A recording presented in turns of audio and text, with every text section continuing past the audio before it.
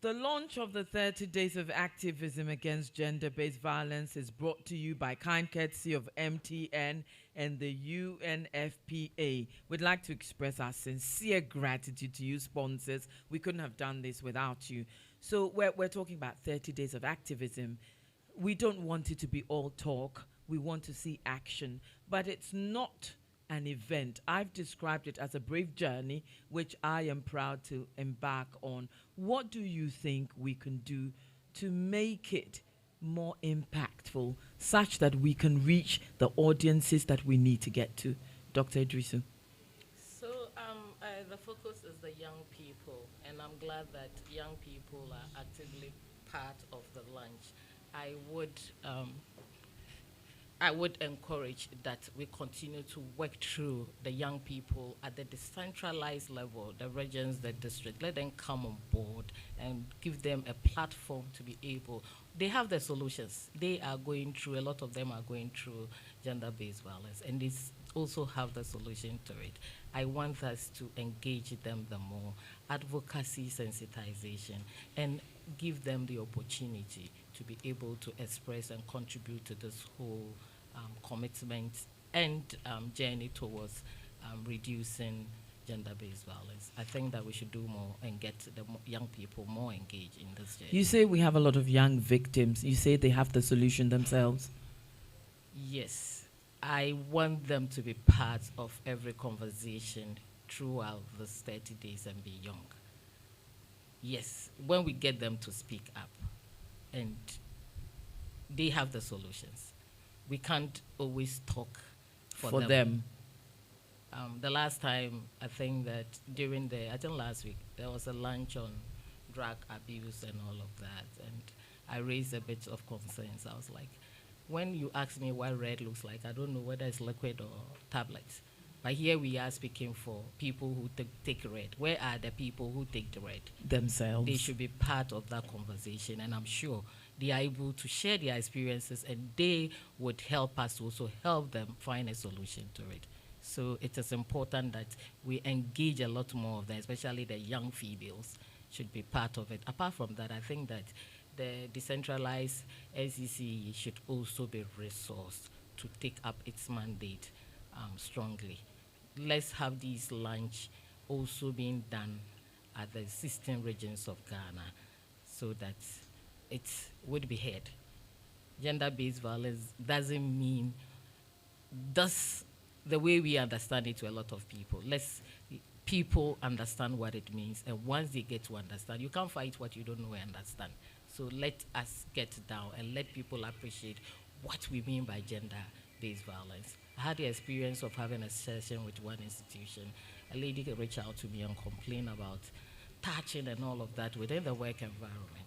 So after having the session, I called the weeks after, and she told me that it has changed. So basically, people didn't know what constituted a breach of harassment and all of that. So once you get knowledge to the doorsteps of people, it's able to reduce some of these incidences that are being reported. So let's take the conversation to them, engage the youth more. Dr. Appiah, you talked about this. You've talked about focus, about purpose, about clarity.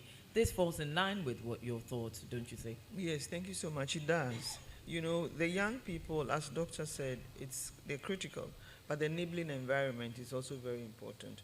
As a medical, I'll just give you a very short story. You know, a woman came when I was in Kolebu to give birth, and we're telling her to breastfeed for 6 months. And she said, yes, I understand, but I'm living with my mother-in-law.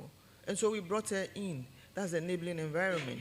If you just focus on the breastfeeding mother, without the enabling environment, she will have all the knowledge and all the whatever you give her, but then she goes back into the community, and the community does not support. So we need that community support. Every young child is in a community where we have chiefs, we have queen mothers, we have priests, we have imams, we have teachers, we have all of them. That is the bed on which the young person sits. And so how do we bring them all up to support? Whatever a community dislikes does not happen. Whatever a community tolerates is what you get. And so how do we empower a community not to tolerate gender-based violence? So yes, the young people, but the community is so critical. So I think that we have to 30 days segment. Like I said, we should break down the problem, break down the stakeholders.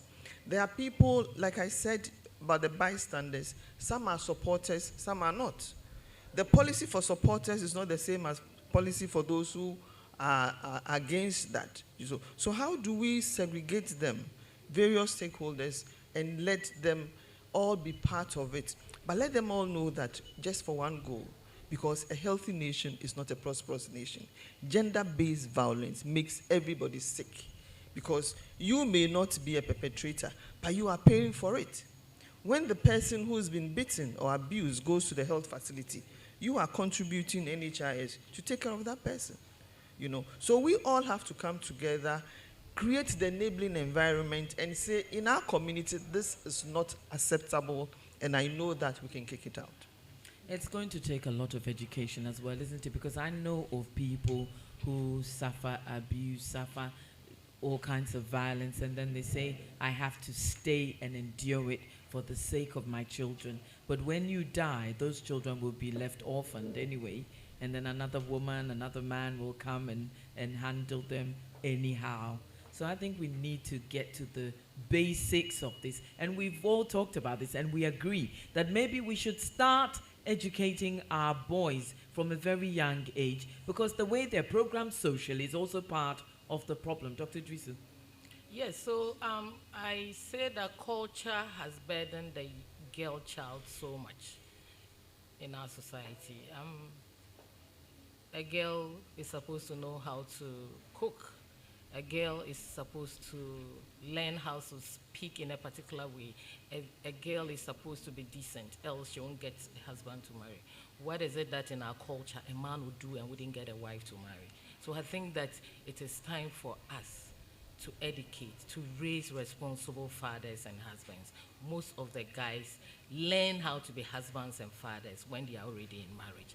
And that also contributes in high rates of the gender-based violence that we face. So let's start from nurturing and raising young boys to appreciate and respect their female counterparts, and also teach them that these are just dynamics of life. God decides to deposit his or his talent wherever he wants. Intelligence can be deposited in, and we've all witnessed it. Send your girl child to school and all of that.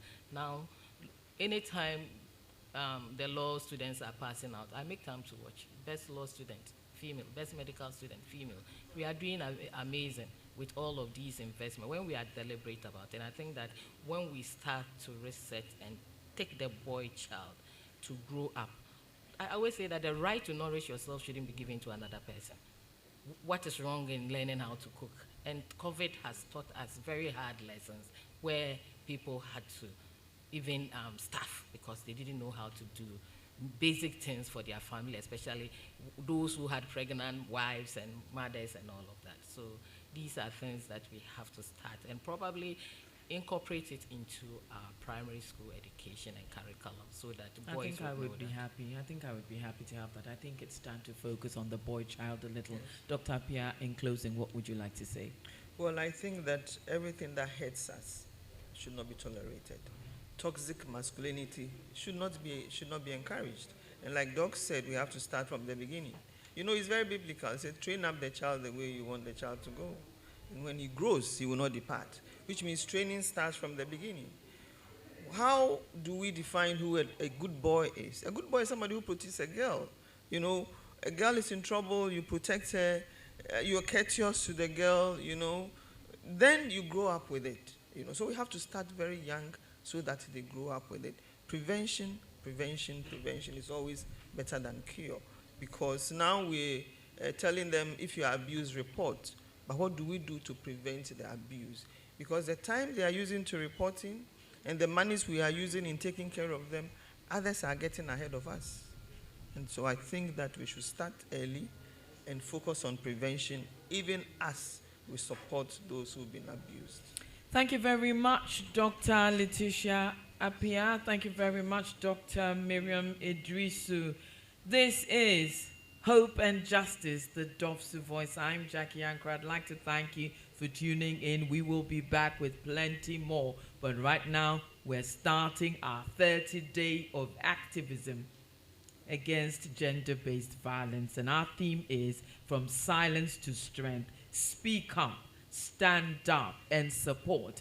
For those who've never been victims of domestic violence, you may not grasp the gravity, but we're standing up, we're speaking up. Together as one, we're going to kick it out, eliminate domestic violence. We'll see you again soon. Take care of yourselves, and thank you to DOFSU for this laudable initiative.